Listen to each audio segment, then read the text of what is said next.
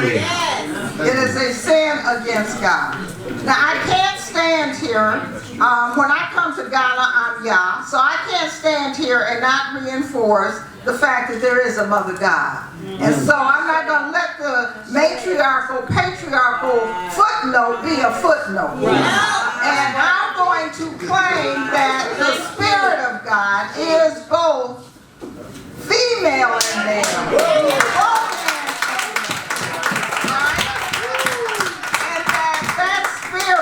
In African tradition may mean that our village may be matrilineal, or it could be patrilineal. But I'm not going to buy into that argument of us as patriarchal or matriarchal, because I studied under Sheikh Diop, who talked about the fact that patriarchy came out of a northern cradle in which predatory behavior was a requirement of survival. And I'm going to tie that in the end to what I think some of the question that has not been placed on the table needs to be put on the table. And so this notion that there was this fall, this sin, the world as enemy, we need to really grapple with that. And we need to grapple with that in the fact that at this point in time, in however we want to define it, as the third millennium or 21st century, we face Afrophobia. And that is really clear in terms of what we're up against. And so this issue of identity, who we are and where we are going, becomes really important. And so I want to then move to a question about truth. So is it true because it's in your religion, or is truth God's religion, that is God's truth that is in you? Because you discover it within your religion. Say that again. I'm asking the question, is truth because it is in your religion? Or is truth the presence of God in your religion that you discover in your quest to find out who you are in relationship to God? And that trickles down to this quest. I think that we're on the road towards, and I want us to leave here having a positive claim to this.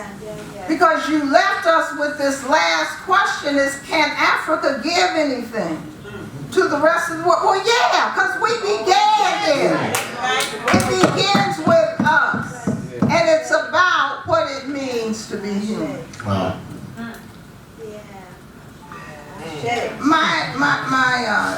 My email address is Godiva. That is God and Iva. It ain't got nothing to do with no diva. It is God and Iva at orita.org. Orita is a Yoruba word which means where the pathways, Dr. Valerie Bridgman, Hebrew scholar, where the pathways come together, and we didn't even talk about that. And so to raise this question of pathways in the midst of our diversity affirms God's presence in this moment for me. Because I do believe that the call of Pan-Africanism, of Sylvester Williams, of George Padmore, of Kwame Nkrumah, of Sheikh Anta Diop, of Ali Diop, you know, we can go on and on and on, of W.E.B. Du Bois. That call of Pan-Africanism is a call for the pathways to come together. Yes, yes. And it is about the knowledge of God and worship going together as we leave this room in action that requires us to have accountability to we-ness, to have the tenacity to stay the course as long as we have the breath of God in us, and for us to have the integrity that allows us to honor and respect one another. So, let me just say then that I'm going to go back to my grandmother, who said to me, darling, you must remember, and my personal story is one where I have a grandmother who had a brother who left the United States and went to Brazil, and my generation in Brazil married a Nigerian. So I have gone full circle with the transatlantic slave trade system and all of the diversity that that represents. I represent the Samuel DeWitt Proctor Conference. In our inception, I was asked to prayerfully discern what would be the logo.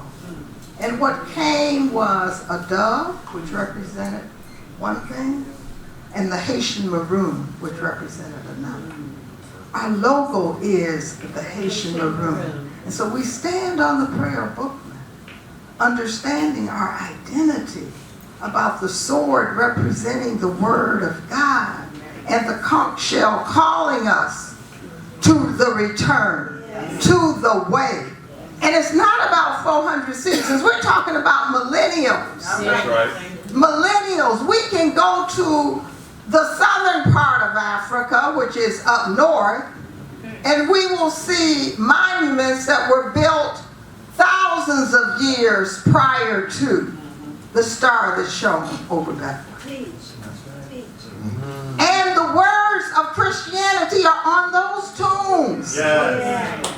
We gave Christianity to the rest of the world. We don't have to apologize about any of our faithful traditions. All we have to do is claim Arita and find the pathways that will bring us together. And so when we talk about going into the wilderness, being in the wilderness, and can Africa provide anything in the wilderness experience? Of course it can. Now I'm just going to use the South African construct of Ubuntu to say that's what we can provide, because we know what it means to struggle with being human. Right. And being human means being in relationship with one another. And so, from the very beginning, I want us just to take this little brochure, pamphlet, program book out and just focus on it for a moment. Because implicit in everything we have said and explicitly articulated by the panelists so well is this notion of ideation. How do the ideas and the iconography that goes with those ideas get embedded in your system, in your mind, and in your psyche? That is a problem that we have got to leave here willing to deconstruct. Because right now we are living in a world in which Pan-African psychologists and psychiatrists and advertising executives would say a world created by what they call a simulacrum. And it means the fake has become real. And you have forgotten that which is real. And so you stand, you sit, you teach, you do everything based on a digital technology that gets you to focus on me, I. And the narcissism comes up and comes out in ways that are destructive. And so part of what I think I have heard, as John Henry Clark, another mentor of mine, said, is that when you allow a people to colonize your religion, your construct of the divinity within, then it's over. It's already over. And so we've got to understand and go back and claim the sacred, and that's what you all have given to us today, to help us as we go back to find our way home. And I think that brings me probably to my last kind of contemplative struggle with this conversation. Help us. I accept this divine ordination that we have taken on.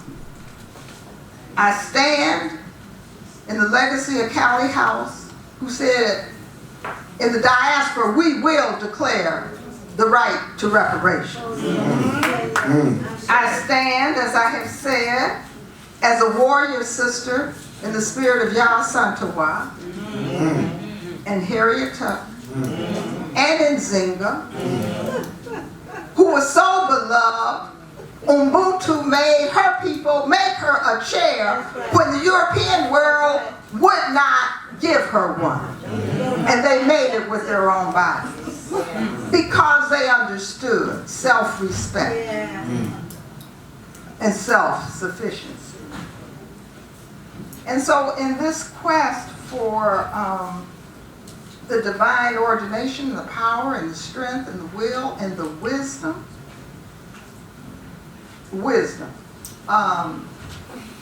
you know, data. Fix it. Data ain't nothing but some ones and some zeros. And data gets translated into information. And information gets translated into knowledge.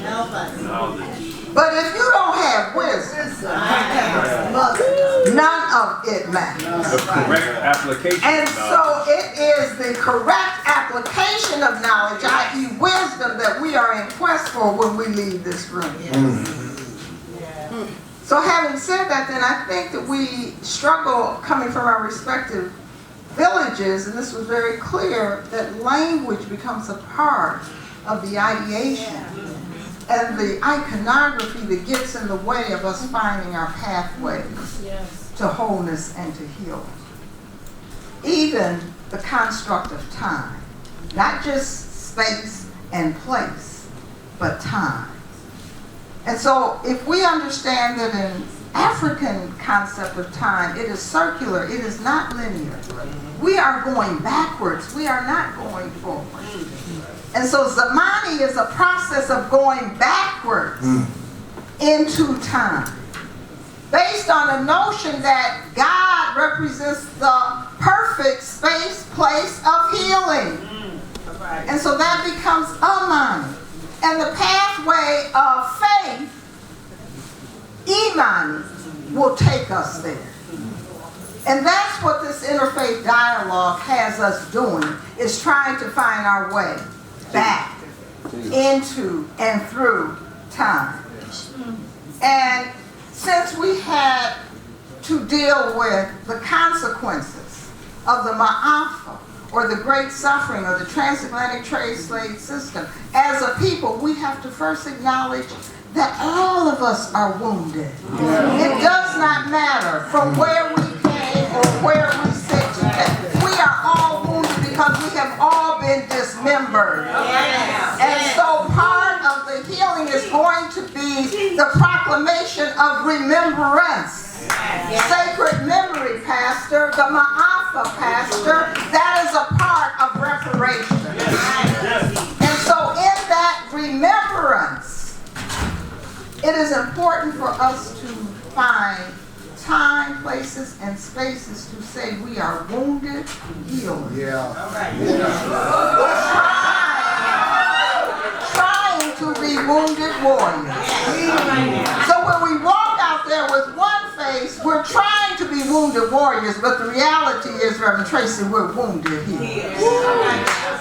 And so at the same time we are being warriors, we are also healers and trying to be healed ourselves. And so when we then look at this moment in time that some have marked as 400 years, but we know to be much more importantly related to the millennia of years that have represented our ascendancy and capacity of being human and walking this earth and protecting this earth and giving witness to God's abundance in this earth. They called it ancestral worship and demonization. That ain't what it was. Then I want to suggest that, we're struggling with collectively a notion of disconsciousness or menticide. In other words, we have lost our mind in the process of trying to address what we have been up against. Now,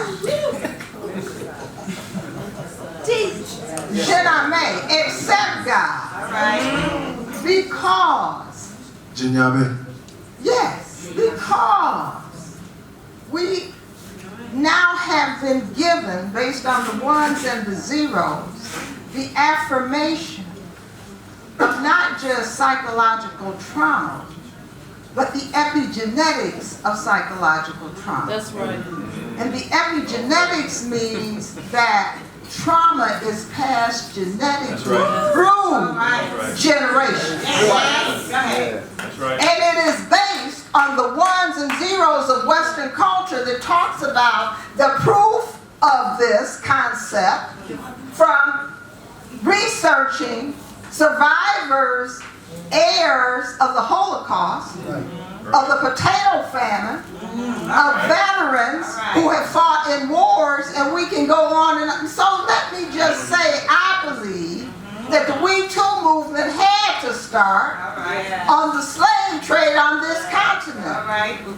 Because we as women were traumatized long before a We Too movement in the United States.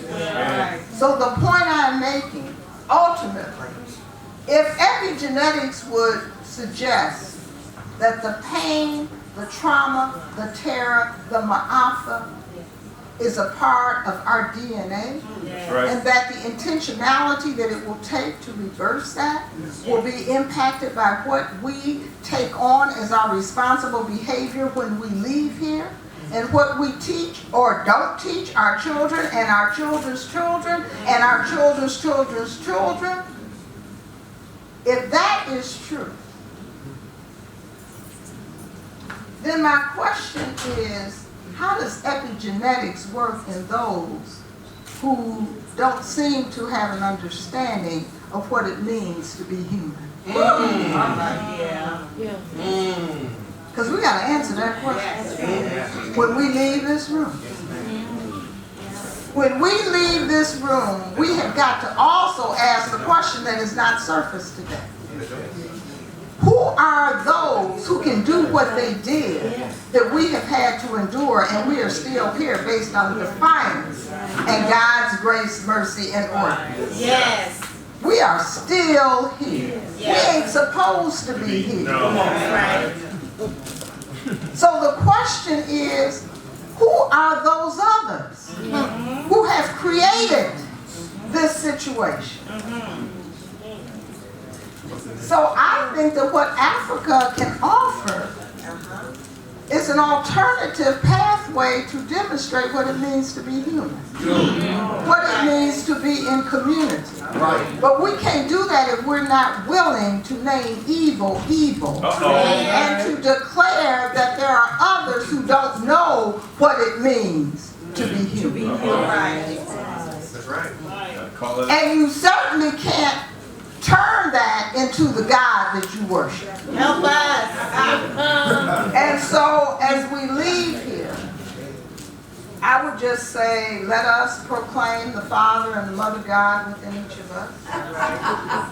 Let us remember that civilization went from the north to the south, not from the south to the north. Let us understand that we are as ancient as the world, the earth, the universe.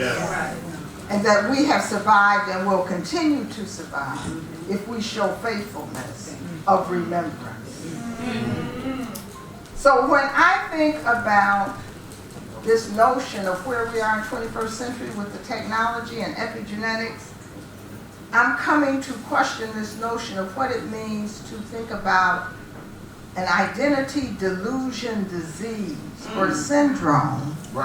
Identity delusion syndrome that comes out of being one with privilege and the lack of the breath of God to the point that you can create these demonic systems of oppression, and what that must do as an epigenetic process in terms of generations perhaps yet unborn, unless there is divine intervention by our divine ordination. And so, on behalf of those who have come, from wherever we have come, we thank you for opening up these wounds because that's what has happened. Yes. You have opened up necessary wounds Yes. for us to be healed and for us to be whole. We thank you. We love one another. We thank you for the ways in which we have modeled that love and that acceptance, and how we have allowed even for some of the demons to come out in us because we are so wounded. But all we got is each other. Yes. That's all. Thank you so much, Dr. Adam. Thank you. Let's give it all up. Thank you so much for coming.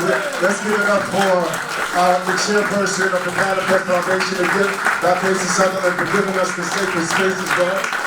We're done. Thank you so much for Panafest Interfaith Day. Thank you.